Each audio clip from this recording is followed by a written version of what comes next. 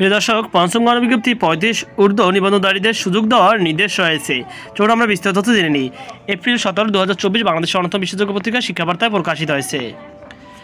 বেসরকারি শিক্ষক নিবন্ধন ও প্রত্যয়ন কর্তৃপক্ষ NTRC সদ্য প্রকাশিত পঞ্চম গণবিজ্ঞপ্তি 17তম শিক্ষক নিবন্ধন পরীক্ষায় 2020 উত্তীর্ণ বয়স 35 বছর ঊর্ধ্বে প্রার্থীদের আবেদনের সুযোগ দিতে নির্দেশ দিয়েছে হাইকোর্ট। সম্প্রতি বিচারপতি মোহাম্মদ খসরুজ্জামান ও বিচারপতি KM জাহিদ সারোয়ার সমন্বয়ে গঠিত বেঞ্চে এ আদেশ দেয়। আদালতে আবেদনকারী পক্ষে শুনানি করেন জ্যেষ্ঠ আইনজীবী শাহ মঞ্জুরুল হক, সঙ্গে ছিলেন মোহাম্মদ শাহিনুজ্জামান শাহিন ও মোহাম্মদ আলী।